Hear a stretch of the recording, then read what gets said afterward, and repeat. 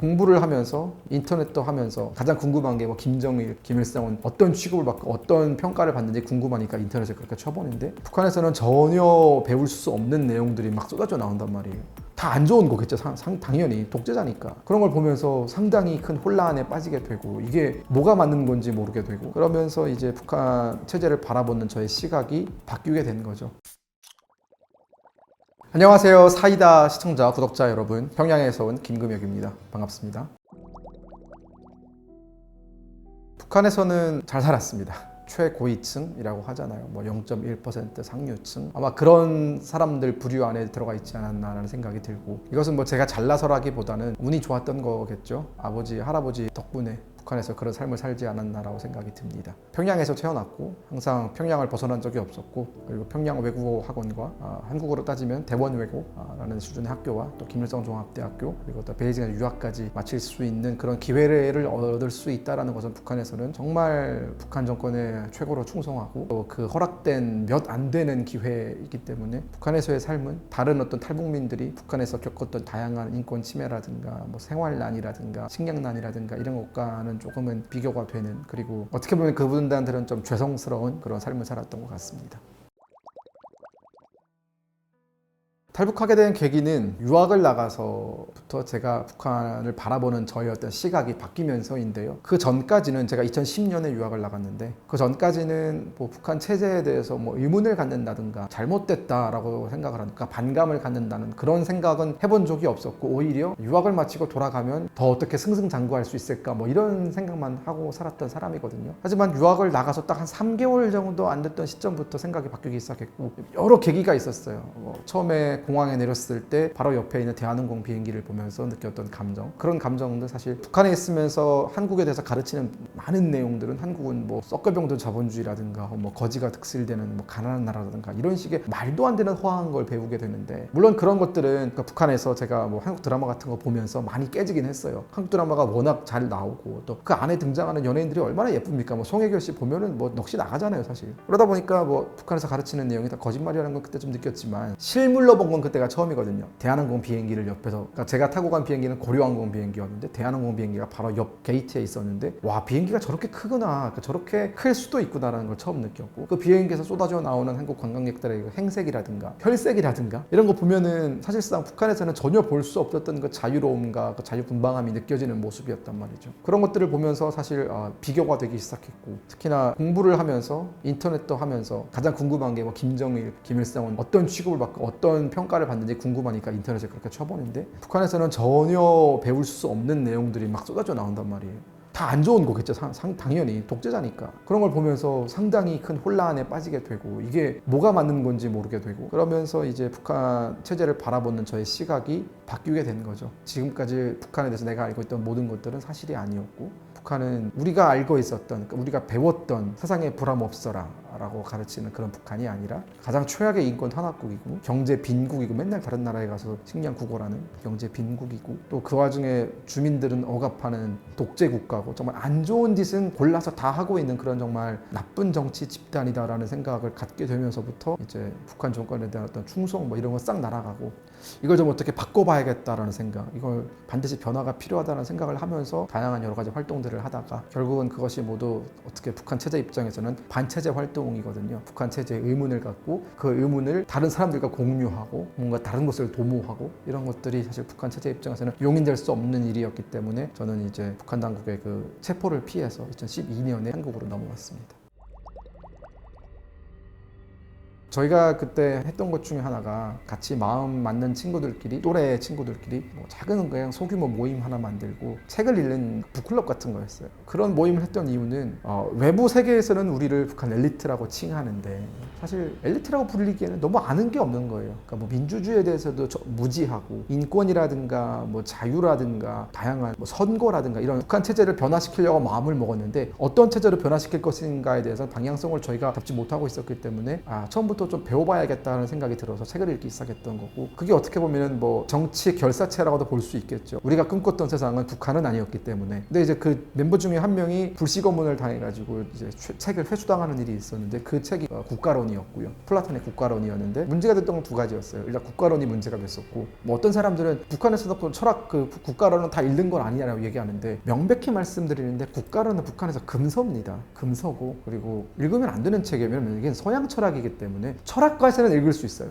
철학과에서는 교재용으로는 읽을 수 있지만 외부 일반인들이 읽을 수 있는 책은 아니거든요. 두 번째로 문제가 됐던 건, 저희가 뭐 영어로 된 책을 읽을 수는 없으니까 당연히 한글로 된 책을 읽었죠. 그걸 북한이 그걸 인쇄했겠습니까? 한국의 출판사가 인쇄할 책을 읽었던 거예요. 그러다 보니까 이 두 가지 문제가 결국 문제가 돼서 그 친구는 뭐 소환당했고, 저도 이제 그런 어떤 포위망이 저한테 온다는 걸 제가 주동자이기 때문에 그래서 탈출을 했던 것 같습니다.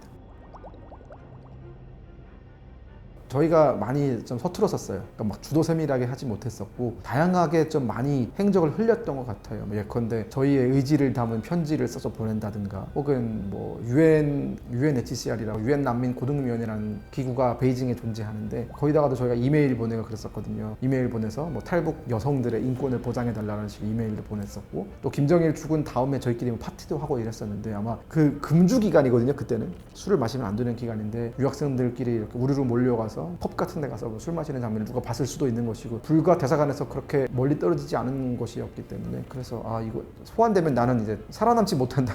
모든 게 두려웠고요. 제가 그때의 상황이 또렷하게 기억이 안 나는 이유 중에 하나가, 너무나 두려웠고 너무나 무서웠고 공포스러웠기 때문에 아마 제 스스로 그 기억을 지운 것이 아닌가, 트라우마 때문에 라는 생각이 들 정도로 그때 상황이 굉장히 흐릿하게 남아있거든요. 그러니까 탈출을 한 이후, 탈출하기 전까지는 굉장히 또렷하게 기억이 남아요. 하지만 탈출을 한 이후 제가 한국에 들어오기까지 한 2달가량을 헤맸는데, 거기서 그때 제가 정확히 어디서 뭘 했고 뭐 이런 과정들이 굉장히 흐릿하게 남아 있어요. 얼마나 그때 느꼈던 어떤 공포가 컸으면 그럴까라는 생각이 좀 있죠. 이웃이나 친구를 못 믿는다라는 주장은 조금은 와전된 것 같아요. 믿을 수 없는 이웃을 안 믿는 것 뿐이에요. 그러니까 믿을 수 없는 친구를 안 믿는 거지, 믿는 친구 있고 당연히 믿는 이웃 당연히 있습니다. 북한도. 그리고 약간 공범으로 만드는 것도 있어요. 나 혼자 드라마를 보면 나 혼자 걸리겠죠. 하지만 셋이서 같이 보면 셋 다 걸리는 거잖아요. 그럼 이 셋은 이제 믿을 만한 동지가 되는 거예요. 왜냐하면 같이 처벌을 받겠죠. 그러면 내가 저 사람이 봤다라고 고발을 할 수가 없는 거잖아요. 그러니까 연대 책임을 같이 지는 겁니다. 마찬가지로 저희가 했던 논의는 굉장히 위험한 논의였죠. 하지만 모르겠어요. 그때는 굉장히 어렸었고, 그리고 그런 어떤 야 이거 잡히면 어떡하지라는 것보다는 울분이 더 강했어요. 어떻게 국가가 이럴 수 있느냐, 어떻게 국민의 삶을 포기한 국가가 어떻게 그 사람들을 세뇌하고 이런 식으로 유지가 될 수가 있느냐, 이거는 21세기에 이런 체제가 존재한다는 것은 말도 안 된다라는 식의 공감대가 있었기 때문에 우리끼리 얘기가 잘 됐었고, 그 멤버가 그렇게 많지 않았거든요. 유학생이 수백 명이었는데 그 수백 명 중에 10명도 되나마나 인원이었어요. 그만큼 믿을 수 있는 사람은 매우 소수였다라는 것을 보여주는 게 아닐까 싶네요.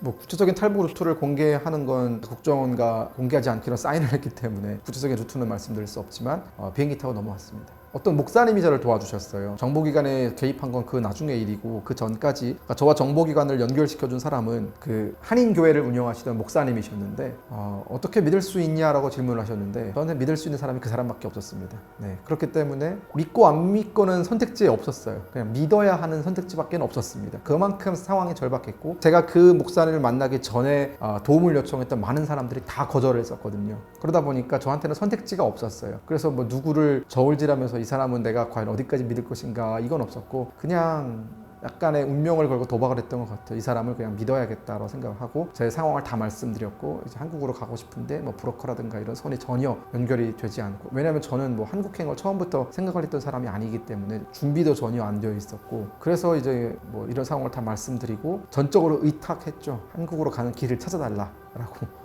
저는 그분의 사무실에서 제가 묵었었어요. 심지어 제가 떠돌아다니고 있을 때 그분 사무실에서 숙식을 해결하면서 이제 좀 거처를 하다가 결국은 이제 정보기관의 도움을 받고 한국으로 왔습니다. 절박함으로 설득을 했던 것 같고, 그분을 만나게 된 것도 굉장히 웃긴 계기였어요. 제가 찾아가서 만난 것도 아니고 굉장히 우연히 만났거든요. 제가 찾아가서 부탁했던 사람들은 다 거절을 했고, 그러다 보니까 저는 이제 약간의 희망의 끈을 놓고 있던 찰나에 점심을 해결하려고 그 피자헛 가게에 들어갔었는데, 그 피자헛 가게에 앉아 계셨어요. 그분이 다른 어떤 일행분이랑 같이 앉아 계셨는데, 그 사람한테 가서 이제 자초지종을 설명을 했죠. 북한 사람이고 북한 유학생이고 한국으로 가고 싶은데 많은 사람들이 내 요구를 거절하더라. 도와주지 않더라. 어떻게 인류애가 메마른 것 같아 여기는. 어떻게 그럴 수 있냐. 좀 도와달라라고 얘기를 했는데 그분이 저를 이렇게 보시더니 정말 북한 유학생이 맞냐? 라고 물어보시고 맞다. 내가 뭐 이 와중에 뭐 거짓말 하겠냐? 라고 되게 막 어떻게 보면 좀 무례할 정도로 요구를 했던 것 같아요. 그게 사실 저한테는 유일한 선택지였기 때문에 그걸 다 이해해 주시고 받아주시고 결국은 도와주신 분이 바로 그분이시죠. 설득이 아니라 어떻게 보면 강제로 부탁을 한 거나 마찬가지죠. 더 진심으로 받아들이시는. 그랬었을 것 같아요.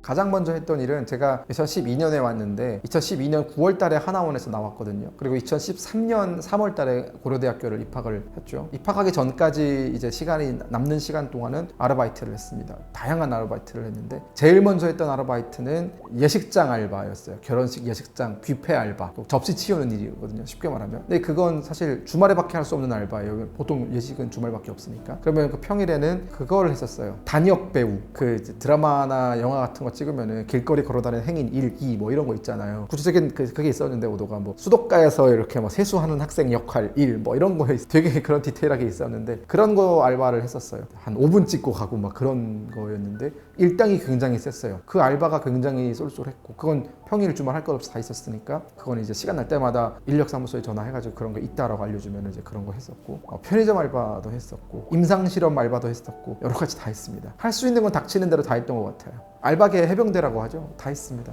택배 상하차 했습니다. 근데 힘들었어요. 택배 상하차 특히 겨울에 하는 택배 상하차는 진짜 힘들더라고요. 살아남아야겠다라는 생각이 굉장히 강했어요. 그러다 보니까 뭐 체면 내가 북한에서 이렇게 잘 나갔는데 여기서 이런 일을 할 수 없다라든가 뭐 이런 체면 같은 건 전혀 없었고 어떤 알바가 더 수당을 많이 주고 어떤 알바가 더 내가 잘할 수 있는 알바 여기에도 집중을 했던 것 같아요. 사실. 이제 저희가 뭐 커플 채널을 하나 작게 운영을 하고 있는데 거기에 이제 댓글을 다시는 분들이 그런 댓글을 많이 쓰세요. 어떤 드라마틱한 그런 과정을 통해서 남한의 여성과 북한의 청년이 만나게 됐느냐. 운명의 오작교 같은 거 만나가지고 정말 드라마틱하게 그런 거 하나도 없었고요. 소개팅으로 만났습니다. 지극히 평범한 소개팅을 통해서 만났지만 제 와이프는 평범한 사람은 아니다라고 말씀드리고 싶고 정말 이해심이 풍부하고 또 현명하고 예쁜 사람이다라고 말씀드리고 싶습니다. 굉장히 아무런 반응도 없었습니다. 그러니까 제가 말씀드렸잖아요. 드라마틱한 과정은 어떤 것도 없었다고. 그러니까 막 격렬하게 반대하거나 혹은 뭐 그런 과정이 있어야 되잖아요. 왜냐하면 대한민국은 다른 것을 받아들이는 것에 넓게 마음이 열려있는 사회는 아니잖아요. 아직까지는. 뭔가 이질적으로 느끼고 다름을 다름으로 대하고 약간 그런 게 남아있단 말이에요. 뭐 그게 뭐 잘못은 아니겠지만 사회적 관습의 영향이겠죠. 그렇기 때문에 우리가 어떤 이민자를 바라볼 때도 조금 아직 마음이 많이 열리지 못하고 또 특히나 뭐 백인 이민자, 뭐 서양 이민자를 받아들일 때와 동남아 이민자를 받아들일 때의 또 시각이 또 완전히 달라지고 다양한 어떤 그런 것들이 있는데 특히나 뭐 조선족이라든가 탈북자라든가 이런 부분들에 대해서는 불편한 시각이 있단 말이에요. 그러니까 뭐 사회적인 가치 동료로 살 수 있지만 저 사람이 내 가족이 된다고 이런 부분에 대해서는 약간의 그 꺼려함을 느끼시는 분들도 분명히 있고 뭐 그게 잘못은 아니에요. 전 잘못이라고 말하는 건 아니고 여전히 그런 것들이 남아있다라는 건데 근데 와이프는 그런 어떤 평범한 기준에서 완전히 벗어나는 사람이었어요. 너무 선입견이 없어서 문제인 사람. 그러니까 북한에서 왔다라고 분명히 얘기를 했음에도 반응이 있어야 되는데 그런 뭐 북한에서 왔구나 정도로 치부하고 자기한테 중요한 것은 북한에서 왔냐 안 왔냐가 사실 그거는 큰 문제는 아니고 이 사람이 나한테 잘해줄 수 있는 사람이냐 나를 행복하게 해줄 수 있는 사람이냐가 더 중요한 기준이다 라고 얘기를 해줬거든요. 그러니까 그 어떤 배우자를 고를 때의 그 기준이 우리 사회가 보편적으로 요구하는 기준과는 많이 달랐던 사람이다. 오히려 그래서 그런 기준들이 저와 너무나 잘 부합됐기 때문에 저는 그걸 현명한 기준이라고 말씀드리고 싶은데 굉장히 초스피드로 결혼했습니다. 그래서 가치관이 너무나 맞았기 때문에 사실 제가 이방자기 때문에 제가 이방인이기 때문에 오히려 그런 기준을 갖게 됐는데 저는 제가 이방인이기 때문에 어떤 사회적인 소수자에 대해서 상당히 열린 마음을 유지하려고 노력하거든요. 왜냐하면 차별받아 받고 소외받아 받기 때문에 그런 감정이 얼마나 쓰라린 것인지 알기 때문에 그런 쪽에 관심을 많이 갖는데 이 와이프는 평범한 가정에서 태어나고 그냥 평범한 어떤 그런 삶을 누리는 평범한 한국인이었는데 그런 평범한 한국인들이 가질 법한 그런 보편적인 기준은 가지고 있지 않았던 사람이다. 그래서 저는 내 짝이다라고 생각을 했던 것 같습니다.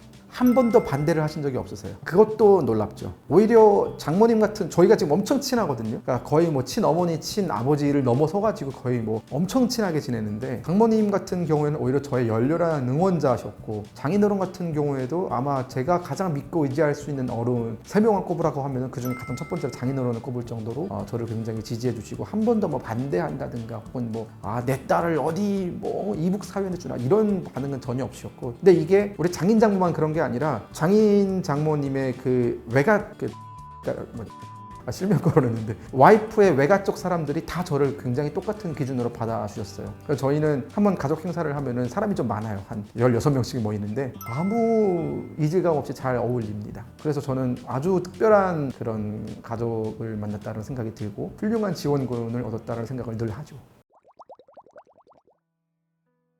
제가 한국에 온 게 2012년인데 그때 이후로 한 번도 연락을 취한 적이 없습니다. 아버지 소식은 들었는데 안 좋은 소식을 들었고요. 어머니 같은 경우에도 연락을 하려고 몇 번을 시도를 했었는데 이게 아마 어려운 것 같아요. 그러니까 브로커들도 평양으로 들어간다는 건 굉장히 위험한 일이기 때문에 그 위험한 일을 안 하려고 해가지고 2번 정도 시도를 해서 2번 다 실패를 했고 그래서 이제는 어느 정도는 좀 마음을 비우고 생활하고 있습니다.